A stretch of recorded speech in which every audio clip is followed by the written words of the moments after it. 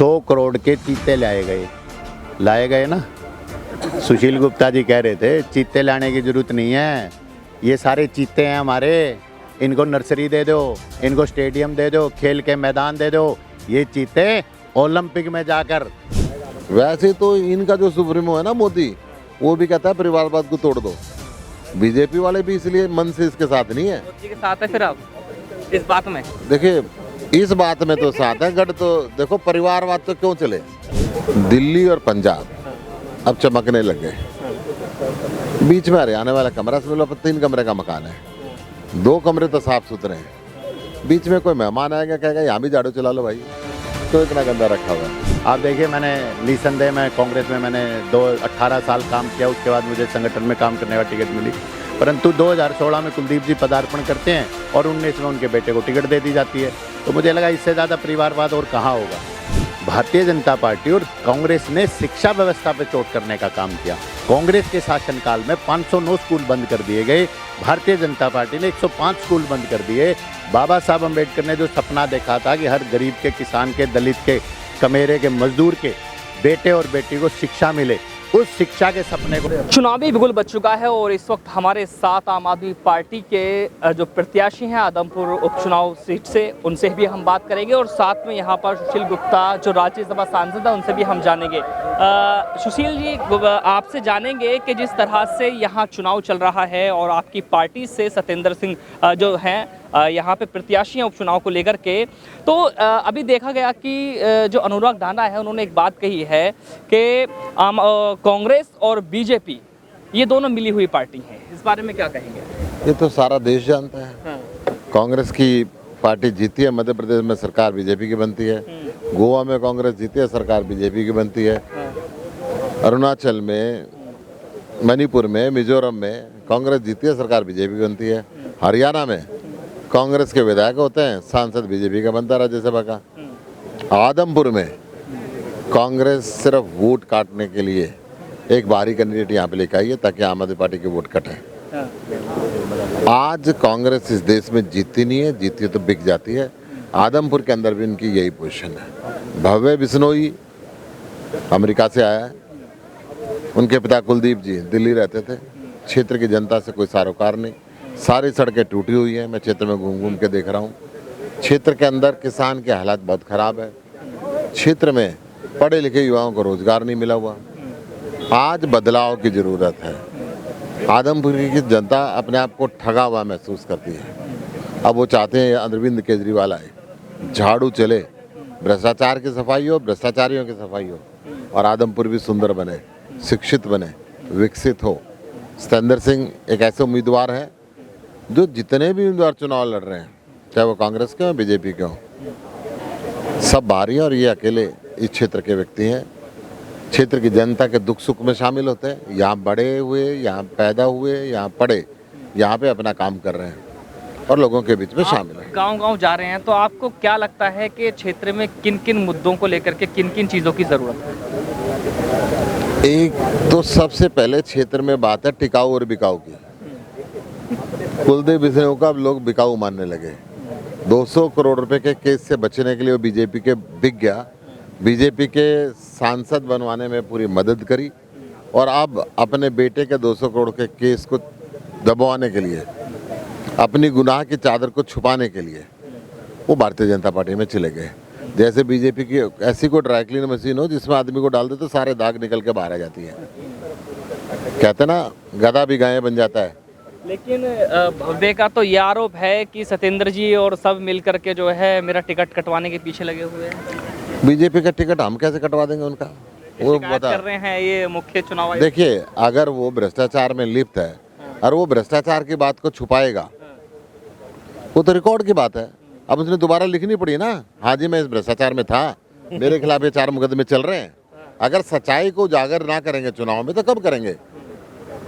उसके पिताजी ने, उसकी माताजी ने अपने पासपोर्ट बतौर जमानत सुप्रीम कोर्ट में जमा करा रखे। किसी सरकार के 200 करोड़ रुपए देने पड़े तो देगा, अमेरिका में बचेगा नहीं। अच्छा, किन किन मुद्दों को लेकर के आप आदमपुर सीट पर पहुंचे हैं, हरियाणा पहुंचे हैं, क्योंकि आपने दिल्ली भी हासिल कर लिया और पंजाब भी हासिल कर लिया? दिल्ली और पंजाब अब चमकने लग गए। बीच में हरियाणा वाला कमरा समझ लो, 3 कमरे का मकान है, 2 कमरे तो साफ सुथरे हैं, बीच में कोई मेहमान आएगा कहेगा यहाँ भी झाड़ू चला लो भाई, क्यों इतना गंदा रखा हुआ है, यहाँ का भ्रष्टाचार भी हटा लो, यहाँ भी स्कूल बना लो, यहाँ भी कॉलेज बना लो, यहाँ भी हॉस्पिटल बना लो, यहाँ भी फ्री बिजली पानी दे लो, यहाँ भी युवाओं को रोजगार दे लो, यहाँ भी महिला को 1000 रुपये महीना दे दो, या महिलाओं को फ्री ट्रांसपोर्ट दे दो, यहाँ भी बुजुर्गों को फ्री तीर्थ यात्रा करा दो, और उसके बाद भी 8,000 करोड़ रुपये सालाना मुनाफा कमाते हैं। कोई घाटे का बजट नहीं है। हिंदुस्तान में अकेली आम आदमी पार्टी की सरकार है। हरियाणा सरकार कुछ नहीं देती, ना स्कूल देती, ना हॉस्पिटल देती, ना बिजली देती, ना पानी देती। 3 लाख करोड़ रुपए का कर्जा है। ये गए कहाँ 3 लाख करोड़ रुपए? तो आपके मुद्दे हो गए, मैंने मान लिया, क्योंकि दिल्ली में दे रहे हैं, पंजाब में दे रहे हैं। अब हरियाणा में तो खैर यहाँ पर आए हैं, लेकिन जिस से आप चुनाव लड़ रहे हैं, जिस सीट पर, वो सीट भजन लाल की तो मानी जा सकती है क्योंकि उन्होंने काम किया था। लेकिन अब जब बात आ रही है कुलदीप बिश्नोई की, सीट तो उन्हीं की रही है, लेकिन कैसे इसको आप हटा पाएंगे? देखिए, आम आदमी पार्टी गढ़ तोड़ने का काम करती है। ये कहते हैं हमारा गढ़ है। वैसे तो इनका जो सुप्रीमो है ना मोदी, वो भी कहता है परिवारवाद को तोड़ दो। बीजेपी वाले भी इसलिए मन से इसके साथ नहीं है। मोदी जी के साथ है फिर आप इस बात में? देखिए, इस बात में तो साथ है। गढ़ तो देखो, परिवारवाद तो क्यों चले? एक कांग्रेस पार्टी है, वहाँ पे भाई जिस मर्जी को प्रधान बना लो, वो नेहरू गांधी फैमिली की जेब में रहता है। ठीक है ना, कि नकली डम्मी प्रधान बनाने की तैयारी चल रही है। जो कुछ है उस खानदान को चाहिए, और यहाँ पे जो कुछ है मोदी के मित्रों को चाहिए। दुनिया का नंबर 2 अमीर बना दिया, जो कितने भी नहीं था, नंबर 1 बनाने की तैयारी में है। अच्छा सत्येंद्र जी, आपसे भी जानेंगे कि बड़ा सपोर्ट भी मिल रहा है, क्षेत्र में चुनाव पहले भी लड़ चुके हैं, तो आपका जो चुनाव है वो कैसा लग रहा है? मन बना लिया है, लोग उमंग, उत्साह और जोश से लबरेज हैं। मन बना लिया है आदमपुर के बेटे को, आदमपुर के स्थायी निवासी को विधानसभा में भेजने का। ये आपकी विधानसभा का गाँव है। जब मैं वहाँ आप बोल रहे थे, उस दौरान में एक बच्चा आता है और वो कहता है कि मैं माउंट एवरेस्ट पे चढ़ाई करके आया हूँ, दुनिया में नाम रोशन करके आया हूँ। वो आप ही की विधानसभा का एक बच्चा है, उसके बारे में जानेंगे आप। देखिए, मैंने यही कहा कि देखिए, परमात्मा का सहयोग देखिए। जिस दिन भारतीय जनता पार्टी चौधरी भजन लाल के पोते को, कुलदीप बिश्नोई के बेटे को, रेणुका के बेटे को, जसमा देवी के पोते को विधायक कैंडिडेट अपना बनाती है, भारतीय जनता पार्टी टिकट का ऐलान करती है, उसी दिन इसी इलाके का बिश्नोई समाज से उभरता हुआ सितारा रोहतास खिलेरी, मेरे पास लगते गांव मलापुर से, जिसने अपने बलबूते पर ना केवल मलापुर का, आदमपुर का, ना केवल बिश्नोई समाज का, अपितु हिंदुस्तान का नाम विश्व में चमकाने का काम किया। मैं कहता हूँ ये उदाहरण है।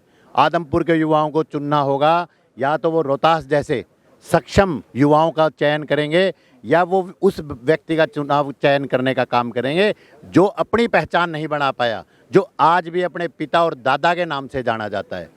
कांग्रेस में तो आप भी रहे थे पहले, तो आपसे ये जानना चाहेंगे कि आम आदमी पार्टी क्यों ज्वाइन किया, क्या ऐसा लगा इस पार्टी? देखिए, बहुत से मुद्दे थे। मैंने कहा व्यवस्था परिवर्तन सबसे बड़ी बात थी। दूसरा परिवारवाद।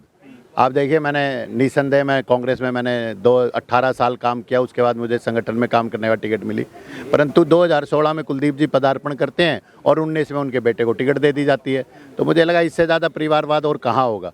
और उसके बाद देखिए, एक परिवारवाद तक की भी बात हो तो ठीक है, भारतीय जनता पार्टी और कांग्रेस ने शिक्षा व्यवस्था पे चोट करने का काम किया।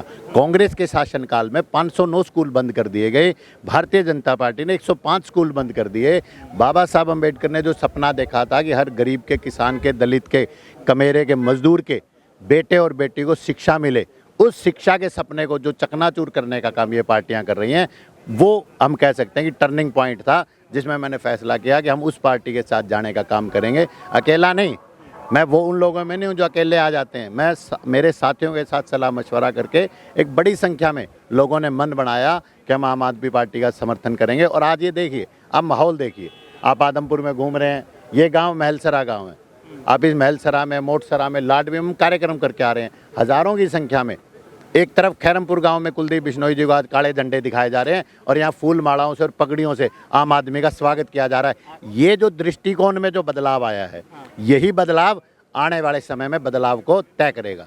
चलिए आखिरी सवाल आपसे कर लेते हैं कि पूरी दुनिया में हरियाणा का नाम माना जाता है कि फिलहाल तो एक ही सीट पर शुरुआत तो आप यहीं से कर रहे हैं, अभी तो चुनाव जल्दी आगे भी आने वाले हैं, उसकी भी तैयारी मुझे लग रहा है आप कर ही रहे हैं। तो पूरी दुनिया में जो है खेल जगत को लेकर के नाम माना जाता है हरियाणा का, क्योंकि यहाँ से पहलवान भी निकलते हैं, खिलाड़ी भी निकलते हैं। तो खेल को लेकर के क्या सोच है आपके हरियाणा को लेकर? अभी पिछले गांव में आप पहुंच नहीं पाए, सुशील गुप्ता जी ने, हमारे प्रभारी ने एक बड़ी अच्छी बात कही, 100 करोड़ के चीते लाए गए ना। सुशील गुप्ता जी कह रहे थे चीते लाने की जरूरत नहीं है, ये सारे चीते हैं हमारे, इनको नर्सरी दे दो, इनको स्टेडियम दे दो, खेल के मैदान दे दो। ये चीते ओलंपिक में जाकर गोल्ड मेडल का शिकार करने का काम करेंगे, इस सरकार की तरह निरी हिरणों को छोड़ने का काम नहीं करेंगे उनके आगे। तो चीतों की जरूरत नहीं है, चीते बहुत हैं यहाँ पर। खेल हमारी रगों में समाया हुआ है और हर बच्चा, क्योंकि खाना पीना इतना स्वस्थ है यहाँ का, हर बच्चे में इतनी अपार संभावनाएं हैं, जरूरत है उन संभावनाओं को तराशने की जिसमें ये सरकार बुरी तरीके से विफल हुई है। मेरे साथ आप देख रहे हैं कि हमने यहाँ सत्येंद्र से बात की और किस तरह से मुद्दों को लेकर के अब मैदान में उतरे हैं। जल्द ही देखना होगा कि अब क्या होने वाला है। मेरे साथ मैंने मैं चौधरी अफसर, हमारे सहयोगी के साथ न्यूज़ 5।